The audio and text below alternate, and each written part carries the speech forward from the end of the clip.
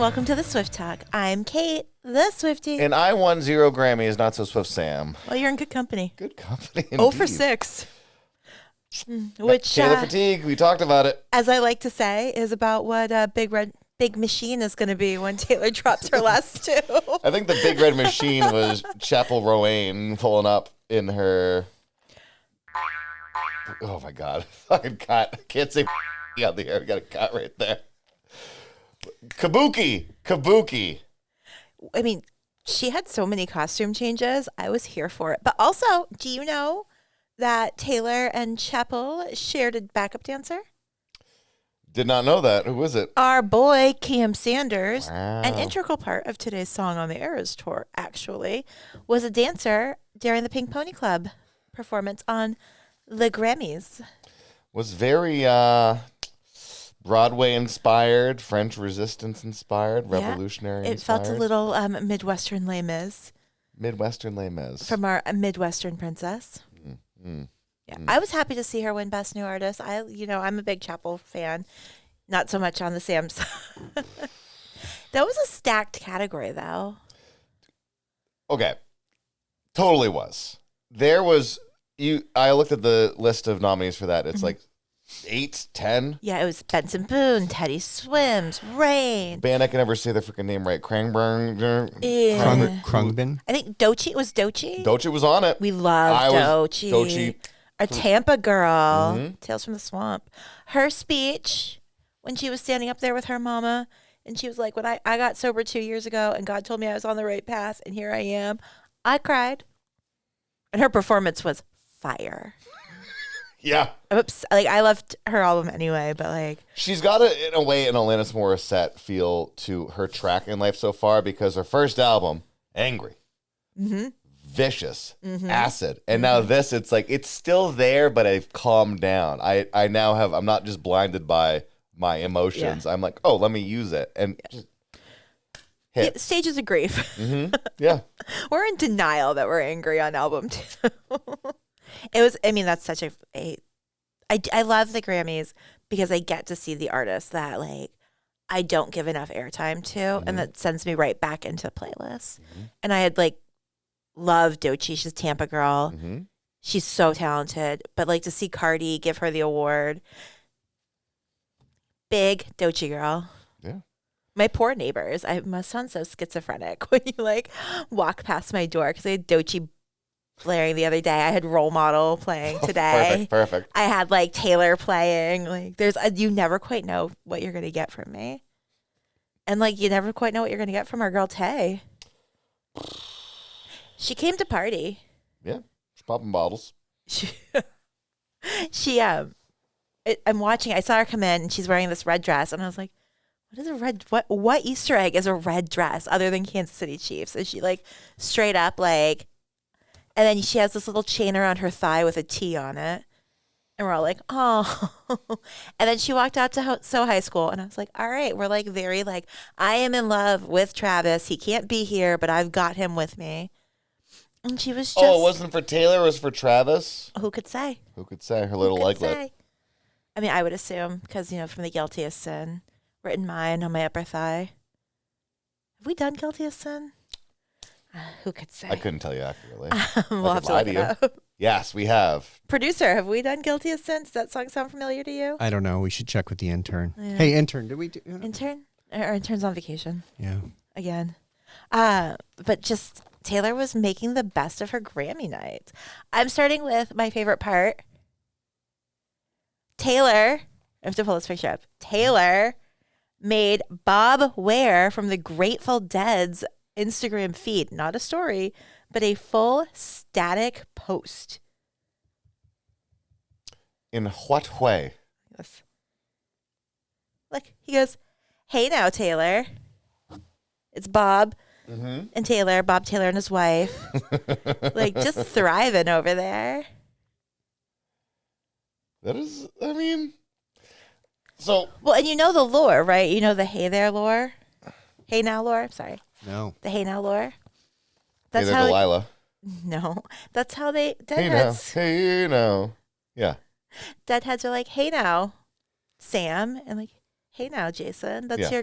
that's The their deadhead greeting. Yeah. It's like a little handshake. And so I was just like, "Oh my God, he just like Grateful Deaded her. This is amazing. This is a collab." And our friend JT, who is the reason we have Jason, messaged me and he goes, "What Taylor Grateful Dead collab would you want to see?" And like obviously I thought Shakedown Street, Shake It Off, Scarlet Begonias, and Red. But I'm also being a little like I love Scarlet Begonias. So I feel like Long Strange Trip and All 210. okay. Just make it the longest, strangest Yeah. trip we've ever seen. all too strange. All too strange. All too Stranger Things. It's very fascinating because, John Mayer is now part of Dead and Daddy. Company, and Taylor and John have some history. What? It's part of the demographic, potentially, hypothetically, allegedly, no proof. I'm gonna walk that one back. You never know. She did tell us to be nice to him. Our Mm-hmm. sensitive little Boston boy. But, it's just an interesting, would John Mayer and Taylor collab again after all the water that's under that bridge? Troubled water. They've done it before. Life is short, Kate. Life is short. Bring Taylor on stage at the Sphere.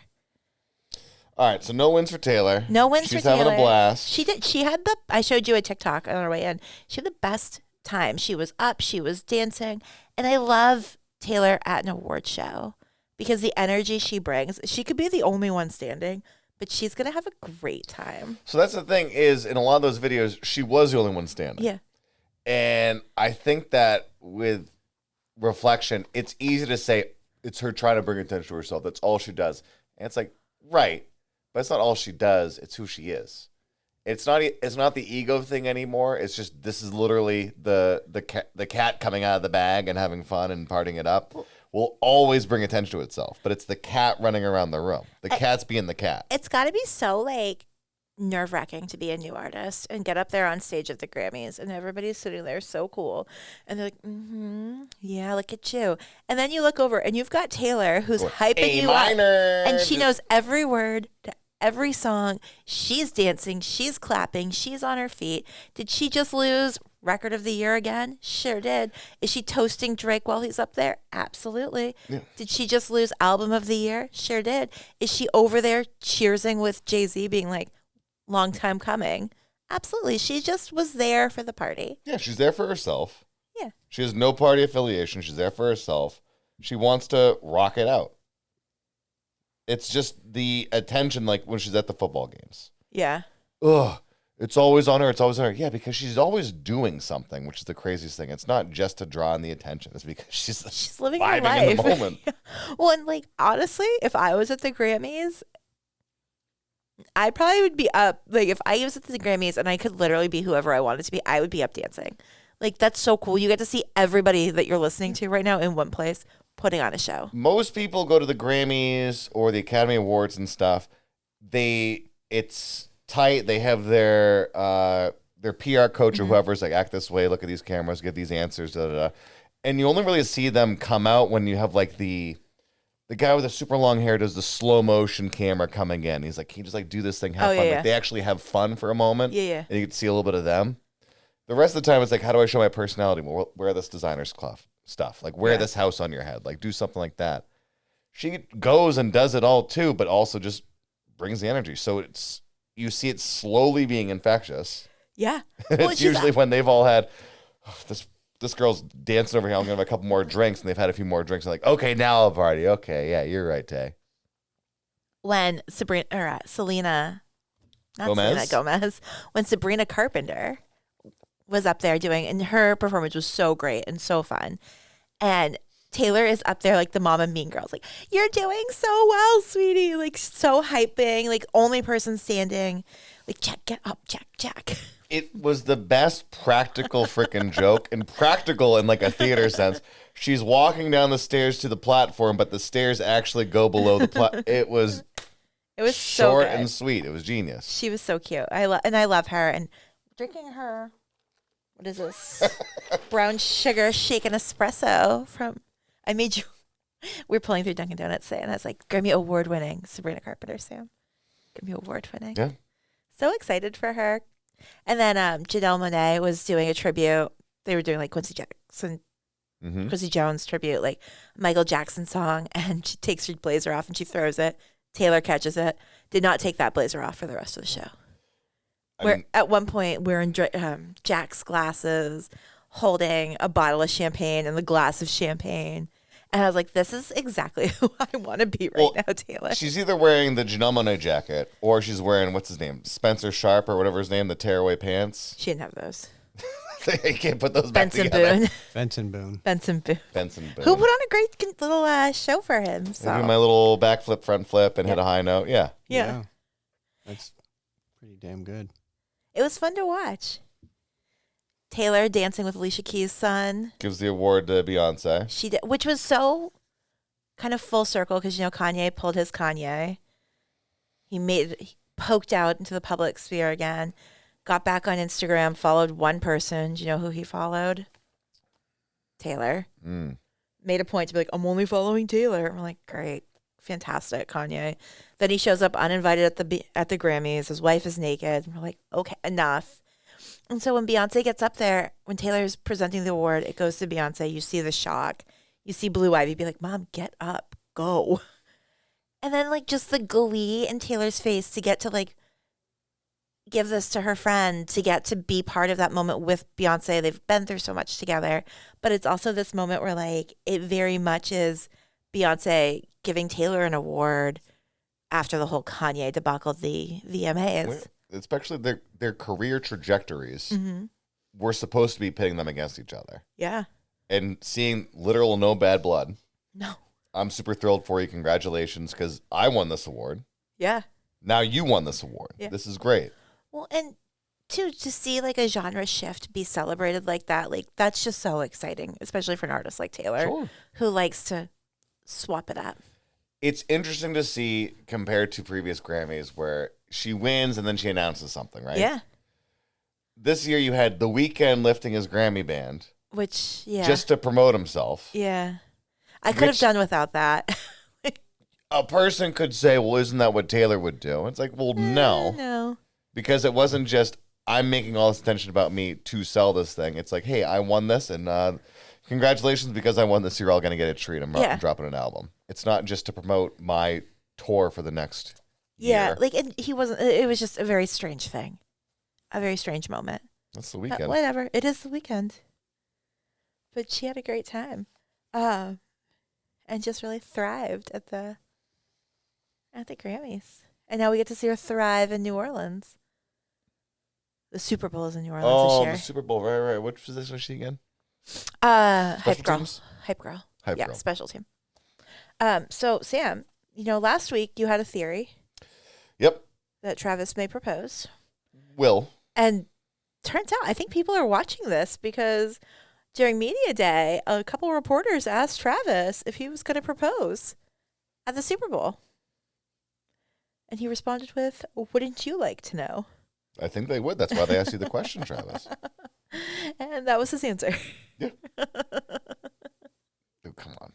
I mean, the only thing that's going to ruin this opportunity are two people whose initials start with T. Or the Eagles. No, man. See, I'm still telling you. Even winging a prayer, if Philadelphia crushes Kansas City, they lay waste to them, he's still going to go, hey, you want to do this? He's still going to do that. He's still going to propose. I'm so excited to discuss this next week and when we know what happens. I think Travis, I think Travis might be helping Taylor out in some ways because I feel like Travis is somebody that can truly separate career from life. Yes. He is a football player. Mm-hmm. He is, in some ways, a celebrity when it comes to football. Yeah. But he's not just, like, Gronk is Mr. Party, Patriots, Tampa, football guy. That's always the mix of both. Travis, it feels like, can kind of really separate quickly from being like, this is me when I'm on the field, and then this is me outside in the wild. Yeah. And Football Travis and personal Travis are two different people. I think that Taylor's getting a little bit of that. Yeah, I would say so. I think Taylor's getting, I mean, there's a difference between living in New York, Nashville, LA, and Kansas City. Mhm. I think you get a little bit more normalcy. I think you get to be a little bit more of like, you're still Taylor Swift, but you're Taylor Swift. Like, it's Kansas City. It's that small town. Okay, big city. You see something crazy and bombastic, you're either like, get it away from me, or pull up my camera and let me get close and Yeah. everything. Small town, it's like it's both at the same thing. It's there goes Sam wearing those weird shoes again. Oh, I don't like it's that type of thing, and you just like go on with your day. You acknowledge it, and you either interact with it or you don't. Yeah. But it's not. I'm keeping my head down. I'm on my phone. Doesn't matter. It's no. It's the reputation. Boom, boom, boom. Which we're not getting yet. Well, not yet, but it's got to come at some point. Mm-hmm. I don't think we'll get anything until after the Super Bowl, though. Let Travis have his moment. But it's crazy to me how many people are like, hey, Travis, welcome to Media Day. We're going to ask you only questions about Taylor Swift. What are your favorite Taylor Swift songs? What are your favorite? And he's like, and he's so gracious and he's so kind and he answered all of them. But can we also let the man have a little bit of his own spotlight? He's in his third straight Super Bowl. They're up for winning 3 Super Bowls in a row, which hasn't been done since the Packers. Like, let this man have his moment. Like, Taylor's great. We love Taylor, but like, let him have his flowers. Taylor would want you to let him have his flowers. Hopefully he doesn't end up with a broken heart after. You could probably still do it with a broken heart. Taylor can. Hmm? So, this week, we are in the Tortured Poets department Mm-hmm. with Jason Kelsey's favorite Taylor Swift song. I Can Do It With a Broken Heart. You ready to jump into it? Yeah. So we're going to hit pause, you hit pause, and we'll be right back after I Can Do It With a Broken Heart off Tortured Poets. Well, Sam. So, it's not quite a shake it off, but Okay. it's kind of like a shake it on. Okay. It's a good song. It hits all the marks of what Taylor really excels at. Cramming as many syllables as you can into 6 seconds. Yep. Peppy and upbeat and simplistic. Instead of boom, ta, ta, boom, ta. It's like the key synth, letting that be the beat for it, and then dun, dun, dun. Makes sense. It is there more meaning to this than I think that there is, which could be. It's called an Absolutely. Easter egg for a reason. So go hunting. Okay. Grab your basket, kids. We're going out in the yard. And it's also just it's literally somebody crying on the treadmill at the gym. Yeah. Where that is Shake It Off in a nutshell. And there. This song is literally saying, this is me on the treadmill crying at the gym. Yeah. It works. Here's the one thing, though. Okay. And this is I what's knew always... there was going to be something. Just kidding, Sam. I'm real proud of you. I'm going to let you finish, okay, Kanye? But let me get into this. Looking at the lyrics versus just hearing them, I find makes me focus on other things. Okay. For example, lights, camera, bitch, Bitch smile. In the song, feels like there's a bit more of a pause between bitch and smile. However, commas between everything in this except for bitch smile, which makes me think, is that like the photographer, like, give me that bitch smile, give me that look. Yeah. And then I start going through my Rolodex of her with red lipstick doing like, and it's like, okay, because that's the thing, right? She's supposed to portray this. She's supposed to be the, I'm Taylor, I'm better than everything else. Yeah. Glamorizing her, the stars beam sequence in her silhouette type of BS or whatever. Again, her cramming all that in. But it's the idea of like what she's portrayed as. And you have no idea that the entire time there's somebody being like, I'm dying, I'm dying, I'm dying, I'm dying, I'm dying, I'm dying. This is the worst, this is the worst, this is the worst. Waiting with bated breath. I can hold my breath for a long time. I've been holding it since this person left my life. I'm waiting for to exhale again until they come back. It's that craziness while you're putting on the crazy show. Yeah. While you're in the media attention, while you're trying to be who everyone in the world views you as. Mm-hmm. While being afraid you might get canceled. All of this stuff. Let alone the song comes out after the fact while you're afraid that someone might blow up your show. Yeah. While you're afraid that something might happen to I don't know, your dad after he pushes a photographer off a dock near a boat. Like, is my boyfriend going to get a concussion? What if my album doesn't sell? Like, the worries upon What worries if I upon don't worries win any Grammys? of being a person Yeah. blown up with you. There are so many celebrities that once they start really getting their way, and I say celebrity because it's not like working actor, it's not working musician, it's the superstar. Yeah. That when they get more control, they get their thing, you just start watching them become like, oh, I can do everything that I want to do. They become crazy with power. Mm-hmm. Their world is no longer based in the reality of everybody else. It's Mm-hmm. they create it. It's got to be their way. And she rides that fine line of being like, she does get her way, but a lot of it is, I want to own all of my songs. I want to have this type of show. I want to do this type of thing. I've learned from these other things that I've done. Yeah. Which is, again, why I think Travis has calmed her down a bit and be like, separation from church and state. This is you on stage in the studio. This can be you in real life. I think you see the calming effect of Travis throughout Taylor right now. To sit at the Grammys and have this piece of work that you're so proud of, that was so personal to you, get completely shut out from any of the awards. Like, not even a sympathy, like, here's a Best Pop Duo award. Like, just nothing. And to sit there and still have the best time because she doesn't get her validation from that anymore. She's getting her validation from what we are assuming to be a very functional, very happy relationship. And so I think with this song, it really shows you that she hit this like absolute basement where she was just miserable, and it was not fun to be Taylor Swift. Oh. The Eras Tour should have been this amazing moment for her. She should have been out there in her sequins, strutting in her Louboutins, thriving. And she's like, I'm miserable, and no one knows, and I'm hyperventilating. Like, this song, it feels uncomfortable because I feel like this is like the hyperventilating before you have to do something. It's like you just got dumped and you have to go to work, and you're like, you can do this. You can do this. You got to do it, kid.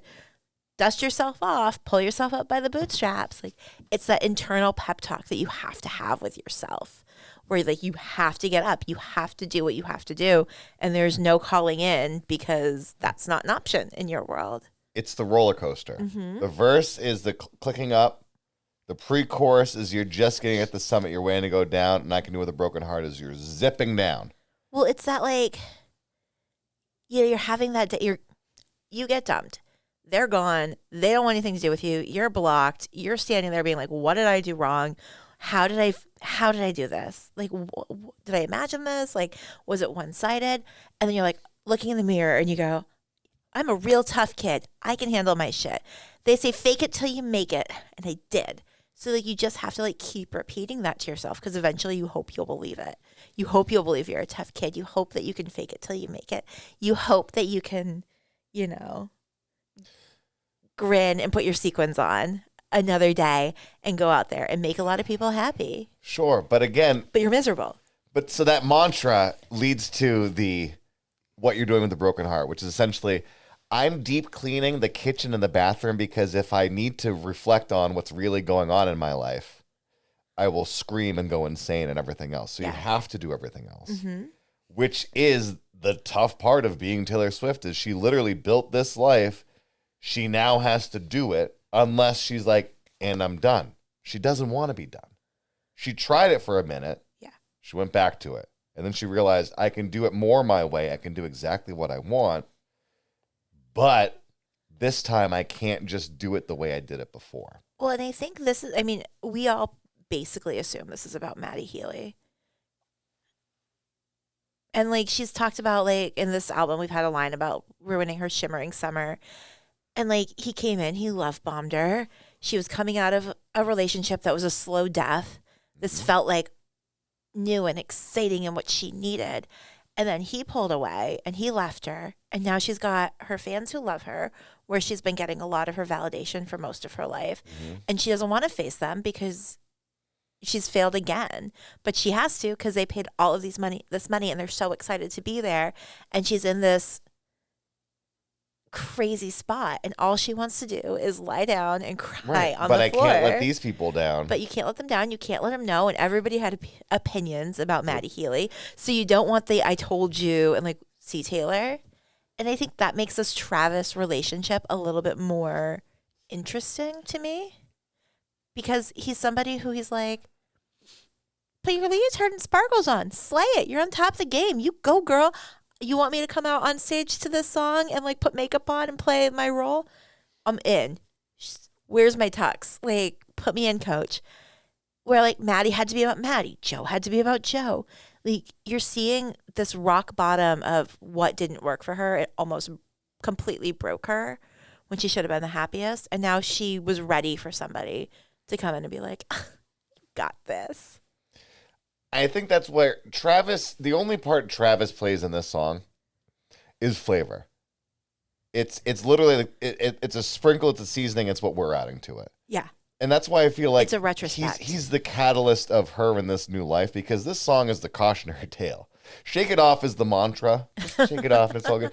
And this song is like the cautionary tale of like, even when you're dying, never let them see you bleed. Yeah. And I think that's why, and like maybe it took me the year to freaking get it, or just like talking about this more and now it's clicking with me. The last year at the Grammys and she's drinking and we're like, oh, she's a role model and she's drinking and women.